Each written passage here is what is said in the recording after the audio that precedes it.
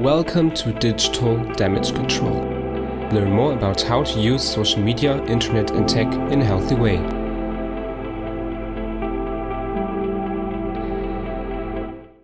So today we'll look at different mental disorders. I have two for you today. So we have the anxiety disorder. We'll look at. And we have ADHD, so the Attention Deficit Hyperactivity Disorder. And what we'll do is we'll look at the mental disorder with the different symptoms that come with it, and then how digitalization can cause this mental disorder, and then what you can do to prevent such things. I will give some tips. And it is important to note that there are two different classifications for mental disorders. So we have the ICD and the DSM. More on that now. There is the ICD, which is in its 10th version, and DSM, which is in its 5th version. While the DSM-5 focuses specifically on mental disorders that can be diagnosed, mental and behavioral disorders are only one part of the ICD-10. Still, both classifications have hundreds of different mental disorders listed. We of course can't look at such a huge number of mental disorders, but this isn't necessary for our examination. The CDC picked out 9 categories which it proposes are main types of mental illnesses and disorders. We will stick to those 9 mentioned main types going forward. And it is also good if you know that those classifications are like a good guideline to identify mental problems, but it shouldn't be seen as a source which you can't question and that exactly reflects reality, because that won't be the case, because mental disorders, like if people have mental disorders, they can show themselves in many different ways, and like it's always like unique to the person you have to do with, So I think it's a good guideline, it's a good help, those classifications, but it shouldn't be the only source to judge when you are thinking if someone has mental disorders or if you self have something like that. So always take this like with a pinch of salt. I think that's a general good idea to do it. The 9 main types of mental disorders which the CDC lists are anxiety disorder, attention deficit hyperactivity disorder, disruptive behavioral disorders, depression and other mood disorders, eating disorders, personality disorders, post-traumatic stress disorder, schizophrenia spectrum and other psychotic disorders, and finally substance use disorders. So let's start with anxiety disorder. So I have some notes, so bear with me. I can't do everything by heart. So anxiety is an expected part of life. So in general, like if you, for example, have exams, of course you will maybe have like anxiety, or when you are at work and have to do a presentation or whatever. But it's a difference if like the anxiety doesn't go away, if it's for a really long time that you have this anxiety, and if it really affects your everyday life and daily activities. So for example, that you can't work productively anymore, that you can't, that your relationships don't work anymore because this anxiety is so strong, so that kind of stuff, then it could be called a mental disorder. And there are different levels which anxiety can be categorized in. So we have like fear, that could be like level 1. Then we have like dread, it's it's extreme fear. And we have terror, it's fear of life, so different stages of how much anxiety someone can have. So it's just good to know that those categories exist.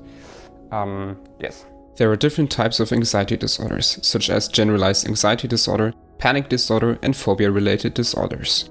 People with GAD display excessive anxiety or worry, most days for at least 6 months, about a number of things, such as personal health, work, social interactions, and everyday life circumstances. Symptoms include feeling restlessness, easily fatigued, having a difficulty to control feelings of worry, having sleep problems, and more. People with panic disorders have recurrent unexpected panic attacks. Panic attacks are sudden periods of intense fear that come on quickly and reach their peak within minutes. Attacks can occur unexpectedly or can be brought on by a trigger, such as a feared object or situation. During a panic attack, people may experience, for example, an accelerated heart rate, sensations of shortness of breath, trembling or shaking, and feelings of being out of control. A phobia is an intense fear of specific objects or situations. Although there might be a good reason to be anxious in some circumstances, the fear people with phobias feel are out of proportion to the actual danger. There are several types of phobias and phobia-related disorders. You have specific phobias of, for example, heights, specific animals, or blood. There is also social phobia, where people show anxiety towards social or performance situations, and more. When I argument about how digitalization affects mental health, like here in this example, it's anxiety disorder, I'll look more closely at the psychodynamic perspective. So that's my way of argumenting here. So how childhood experiences shape our thinking and behavior today. Watching content that is violent for you could be a contributing factor to developing symptoms of anxiety disorder. This could be through things like horror movies, pictures or clips showing dead people, or even pranks, for example for children that can't distinguish show from reality yet. Everybody has a different limit when it comes to processing violence well, and it isn't a shame to acknowledge your own red line for that. It actually shows that you stay true to yourself's principles. In order to stick to your principles, you first of all need to know what they are, and which limits you have set for yourself. If you don't know your limits regarding violent content, etc., reflecting on that is a good idea, so that you can avoid this kind of content in the future. Be aware of your personal limits regarding violent content and stick to your red line. So I think that's an important thing to know. So not that other people decide for you what is your red line, what are your limits, but that you yourself think about that, because like I can't tell you and other people can't really tell you. I think the best who knows that what is good for you is you yourself, and it's your responsibility kind of. So yeah, I think that's a good idea to reflect on that, so that you don't get anxiety. Yeah, and I think where you can decide for others is like if you are like a parent and you have like children.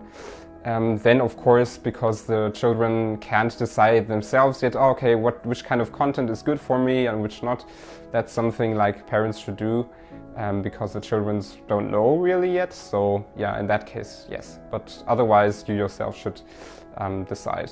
The easy accessibility through the internet and your smartphone lets you watch whatever you want at any given time and wherever you want. Stumbling over violent content while surfing is a possibility, even if you did not intentionally search for it. On the other hand, the accessibility lowers the bar of trying out new things, which can also lead to violent content being watched.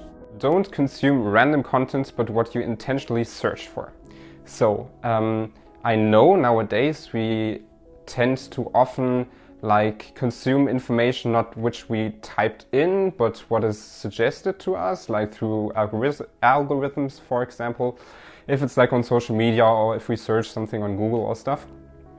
And of course, sometimes there can be things that are really useful and interesting and educational, but that doesn't always have to be the case.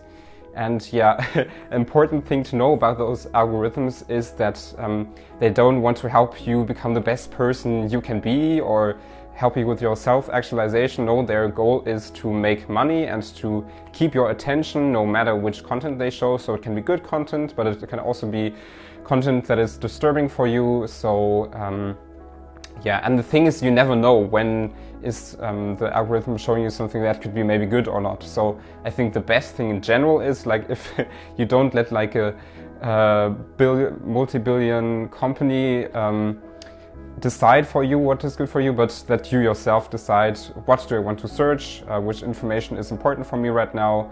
And yeah, I think that's nothing that someone else, especially not companies like Google, should do for you.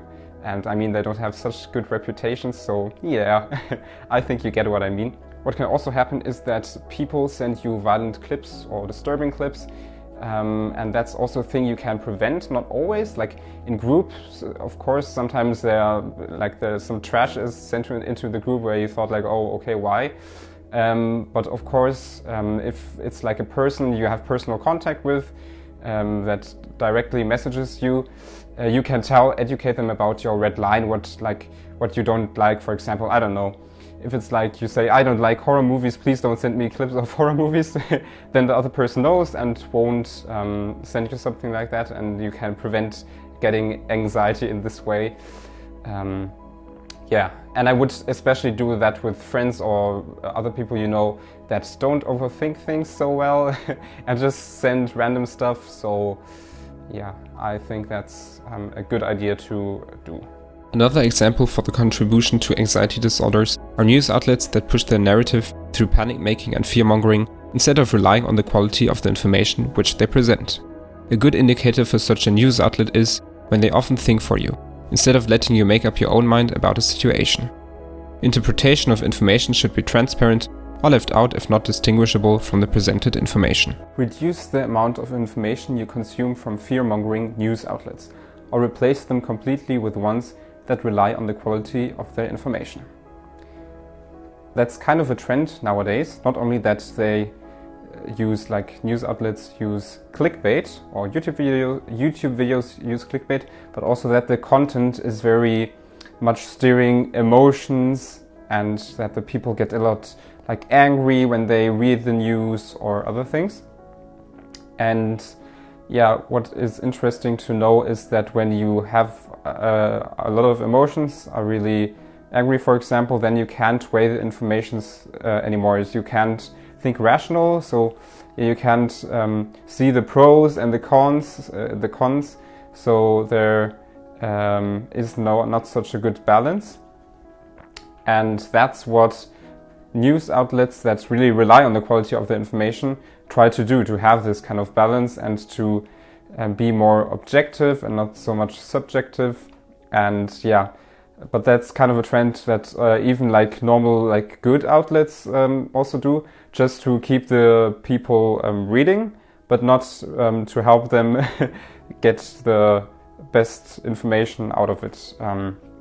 Yeah, and I think that's just good to know, and just in general I think it is good if you consume more information from outlets or from sources which really do good research and stuff, and not because they do a lot of drama. Okay, so now let's look at attention deficit hyperactivity disorder. So there are different symptoms, for example, that you have trouble paying attention, or that you have impulsive behaviors which you can't control so well, that you are overly active. Those are the kind of symptoms that ADHD has. And yeah, there are different things. So you have inattention, that is like the one part, and you have the hyperactivity impulsivity, that's like the other part. And they can occur together, or they can occur separate from each other. So if they would be separate, then it would be ADD, I think, like attention deficit disorder, and HD, so hyperactivity disorder. And if you have both, then it's attention deficit hyperactivity disorder. Inattention means that a person wanders off tasks, lacks persistence, has difficulty sustaining focus, and is disorganized. These problems are not due to defiance or lack of comprehension. A person with hyperactivity seems to move about constantly, including in situations in which it is not appropriate. Excessively fidgets, taps or talks may also be a sign. In adults, hyperactivity may show itself through extreme restlessness or wearing others out with constant activity. A person with impulsivity makes hasty actions that occur in the moment, without first thinking about them. Someone with impulsive behavior may have a high potential for harm, a desire for immediate rewards, or inability to delay gratification. An impulsive person may be socially intrusive and excessively interrupt others, or make important decisions without considering the long-term consequences. It is important to note that ADHD is a childhood mental disorder. Symptoms need to be present before age 12 and must be chronic or long-lasting. It is also important to note that ADHD is a childhood disorder. So in the classifications it is said that when there is a childhood disorder, or if it's called a childhood disorder, you also have to already show symptoms when you are a child, otherwise you won't be classified with that mental disorder. So in this case ADHD. And I still think it is important also for adults, like for us, because I mean, if you use digital media extensively, you can also show symptoms of ADHD. And I think that's why it is important to still look at it. How will I argument here, or what is my view on how I explain behavior here? It's the cognitive perspective. So the cognitive perspective focuses on memory, thinking, problem solving, and decision making. So the human mind is compared to a computer. So how a computer works, that's how our brain works. That's how things are argumented here. So how we behave and think is like a computer in this case. Yes. High-frequency use of digital media floods your brain with information, so that it comes to an overstimulation. This means that you absorb more information than you can possibly process. It's like transferring big files from multiple different hard drives onto your PC, causing your computer to slow down a lot. So the length and amount of media consumption can cause information overload as more content enters your brain than what can be processed and stored. What can we take from this? The answer to information overload is aggressively filtering information and finding patterns. I don't mean that you are aggressive and angry when you look at information.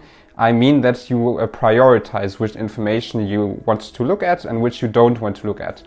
And I think it's really necessary nowadays because there are so much ways you can consume information, if it's like news feeds or other stuff, and you have your smartphone always with you, you have your PC and other stuff. That's why it's really important to filter information.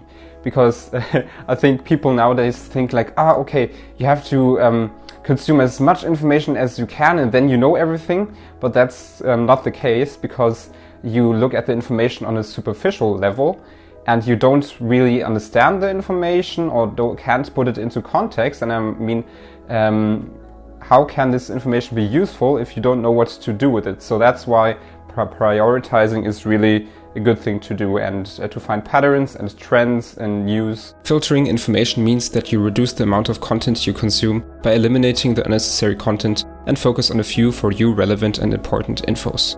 Don't get me wrong here. Entertaining content does not necessarily equal for you useful information. Everything can be made interesting and entertaining, but only a very few things will be actually utilized in your everyday life. And there really is a fear of missing out, especially when it comes to news or politics also, and where people think, I need to know everything, or I need to consume every information I can get on this topic. But often people still don't understand the things that happen in politics. So consuming a lot of information doesn't mean that you also understand it. And as example, I have here elections, and that's what I will tell you more about now. Each time a bigger election takes place, 6 weeks prior, media gets bombarded with articles, videos and posts to the opinion of political parties, usually talking about very specific questions and topics. The risk of forgetting the bigger picture is high, and hearing a lot of new information without being able to put it into context can be frustrating. Recognizing this pattern can help you avoid this overload, and in this example, get informed before the information chaos is real. But not only length and amount of media consumption is important. When the information source changes at a high pace, you only need a short attention span. Consuming exclusively short-form content like YouTube Shorts or YouTube videos with short dwelling times, TikTok videos, news feeds on Facebook and Instagram, as well as immediately responding to received messages on Snapchat, makes your brain feel like it doesn't need to maintain long-lasting attention anymore. The thing is that this phenomenon may stay unrecognized until there is an important situation where long-lasting attention is actually needed. Consuming long-form content which requires long-lasting attention, like podcasts or listening to audiobooks, is a good way to maintain your attention longer. Generally, focusing on content where you actively have to think in order to understand the discussed topics is a helpful way to train your brain. As already mentioned, reducing the amount of consumption is important, but we also want to maintain a longer attention span. What do we do? Watching more long-form content has the potential to improve your attention span. As it takes up more time, you should reduce the watch time of other content you additionally consume. Depending on the age and mood you are in, being overwhelmed with the information can occur faster than you may think. Young children can't process a lot compared to an adult, and being tired also makes your brain exhausted more easily. Be aware of situations where you can't process a lot of information and take a break rather than taking in as much content like you normally do.